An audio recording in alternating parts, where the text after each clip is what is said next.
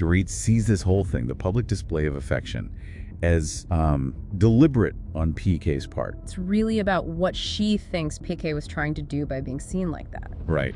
At friendship, or maybe lack thereof, between Lala Kent and Kristen Doute. And it seems they had another falling out. That cast member was on there making negative comments about Lala's parenting. Lala then told Brittany Cartwright that Kristen was dead to me. This involves Lexi Wood and her experience with Jesse Solomon, and she did not hold back. Classic manipulation tactics, if true. Described Jesse as being two different people on and off camera, this time focusing on Lindsay Hubbard, specifically why her boyfriend Turner Kufe isn't on the show. Let's talk Angela Oakley's perspective on the recent drama. Now, let's clear up that rumor involving Wendy Williams and a supposed side baby. Right, that was messy. Angela also expressed disappointment in Kelli.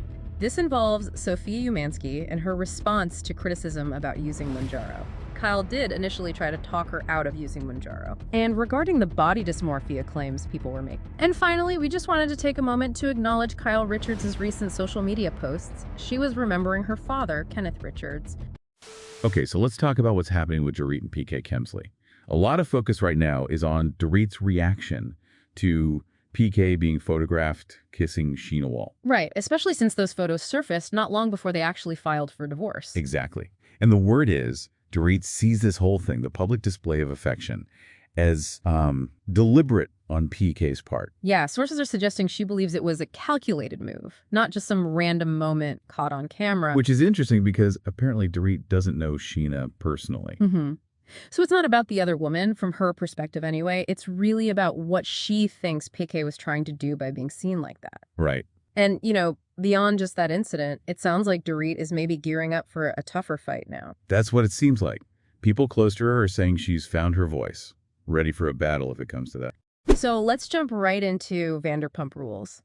That friendship, or maybe lack thereof, between Lala Kent and Kristen Doute, it's been rocky, To say the least. And it seems they had another falling out. Lala explained it, started when she saw a video of Kristen on Zach Unfiltered. Right, and a former Shaws of Sunset cast member was on there making negative comments about Lala's parenting. Yeah, and Lala felt Kristen just didn't defend her, didn't step up in that moment.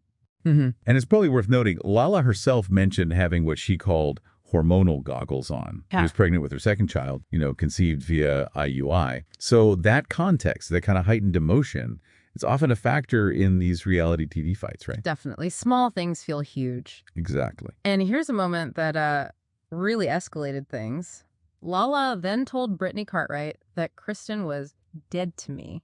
Oof. And Brittany, well, she relayed this information directly to Kristen. Right. What might have been just Lala venting emotionally suddenly sounds like this, final declaration when Brittany tells Kristen. So moving forward a bit, it seems Lala did reach out to Kristen during Kristen's pregnancy. Yep. Initially, not much of a response, apparently.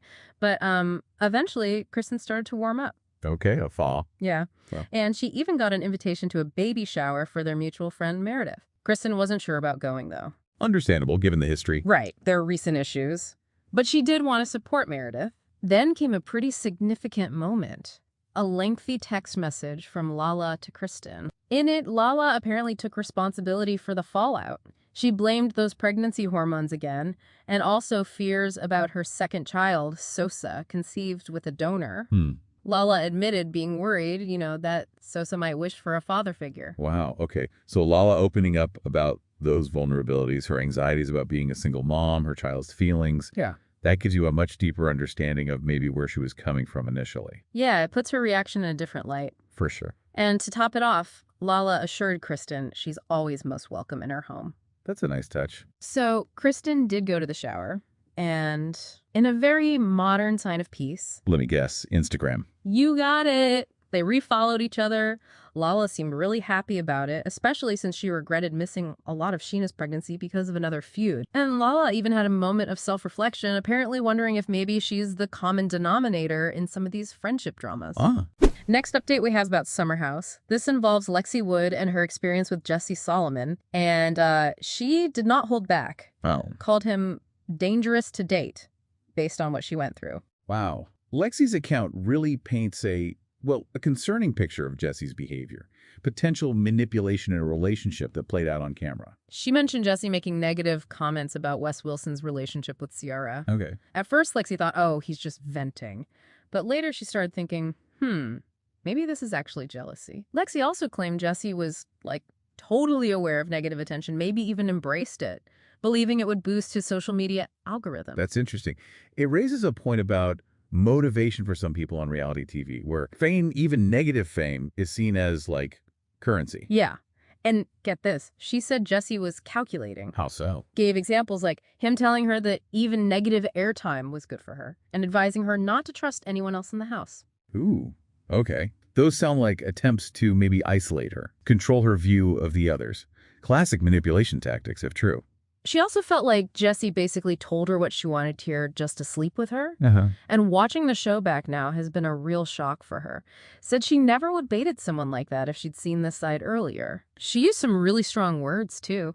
Said she felt isolated, manipulated, and gaslit. Wow.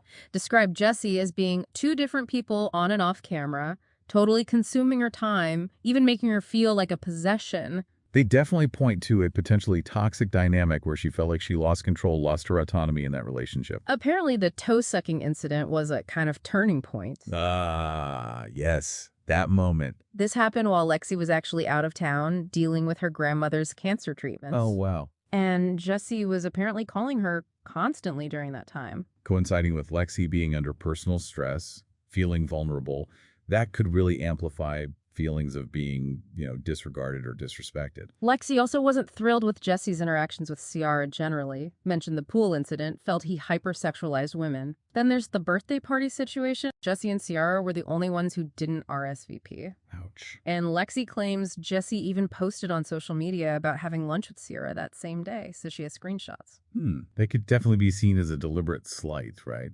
Or maybe an attempt to publicly downplay Lexi's importance, just adding to her feeling manipulated. Lexi seems to believe Jesse manipulated every single person in the house and made her look crazy. Yeah. Which left her feeling really misunderstood and distant from everyone. That's tough. But despite all of this, she's actually open to returning for another season of Summer House. She wouldn't advise anyone, not even an enemy, to date Jesse right now. Right now. Next update we have about Summer House again, this time focusing on Lindsay Hubbard. Specifically, why her boyfriend Turner Kufe isn't on the show. Yeah, that's a common question viewers have when a reality star's partner stays off camera. Lindsay gave some insight. Exactly. Lindsay explained that Turner's job, he's in finance, has really strict rules against publicity. That makes sense. The finance world often has regulations about public appearances, avoiding conflicts of interest, that sort of thing. Plausible explanation? Lindsay seems totally fine with it, emphasizes that, he needs to keep his job.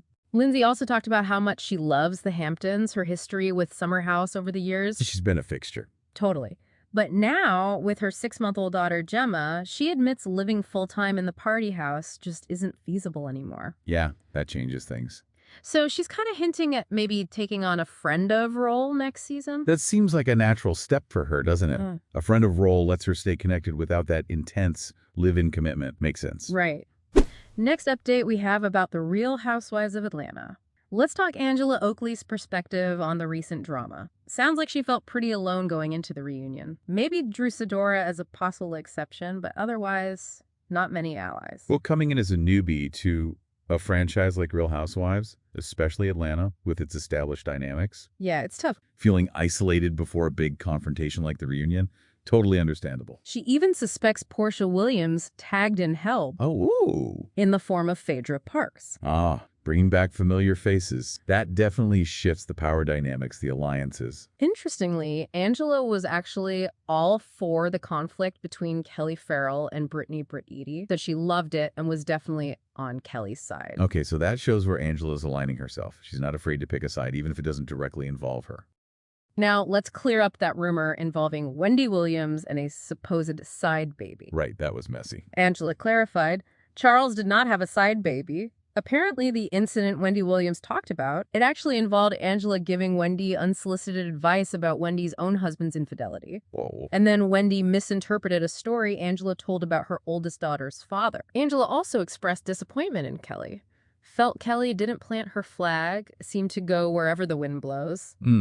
particularly when Brit brought up that alleged side baby rumor again. Yeah, perceived indecisiveness or not having clear loyalties can be seen negatively. Yeah. It impacts your standing. She also felt Drew Sidora didn't fully have her back sometimes. Mm-hmm. It just sounds like Angela's first season wasn't quite what she expected. She's been pretty upset by how things have played out. So, maybe not surprisingly, Angela's uncertain about coming back for another season, says it depends on how the rest of this one goes. That's common for first-timers processing everything, weighing the personal cost against the potential benefits, you know. Makes sense. Next update we have about the Real Housewives of Beverly Hills. This involves Sophia Umansky and her response to criticism about using Mounjaro.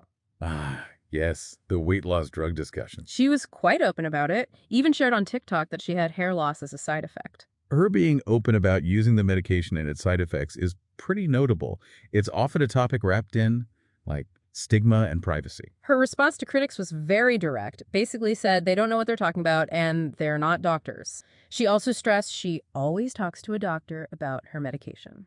Given how personal medical choices are, her defensiveness makes sense. Now, there were reports her mom, Kyle Richards, was heartbroken about it. But Sophia clarified that Kyle has actually been very supportive of her daughter's choices, though she admitted Kyle did initially try to talk her out of using Mounjaro. Maybe initial concern from Kyle, but ultimately respecting Sophia's decision. And regarding the body dysmorphia claims people were making, Sophia's take is she feels cute both ways, sees no issue with wanting to feel more confident, and she compared it to getting other cosmetic procedures. So Sophia's framing it as a personal choice for self-confidence, similar to other enhancements that are pretty widely accepted nowadays. She also believes the hair loss wasn't directly from Mounjaro itself, but more due to the rapid weight loss and maybe not getting enough vitamins and protein during that time. Okay. And finally, we just wanted to take a moment to acknowledge Kyle Richards' recent social media posts. She was remembering her father, Kenneth Richards, shared some really touching throwback photos. In her captions, Kyle described Kenneth as handsome and smart, loved cooking, teaching his daughters, got excited about their interests. She even recalled a camping trip. She also called him her sixth child, said he was already a grandfather when she was born, so he was a pro at being a daddy. They paint a picture of a really loving father. It adds important context to Kyle's own history, her family background. And according to the Daily Dish, Kenneth was a retired lieutenant colonel. He married Kathleen, had Kyle and Kim with her, also adopted Kathy. He had 3 other kids from a first marriage, too. Quite a family tree. Kathleen and Kenneth separated in '72. He passed away in 1998, and Kathleen passed in 2002. And a little fun fact, Kyle was named after the football player Kyle Rote because her parents thought she was going to be a boy. You've learned something new. Thank you for watching this video. See you tomorrow.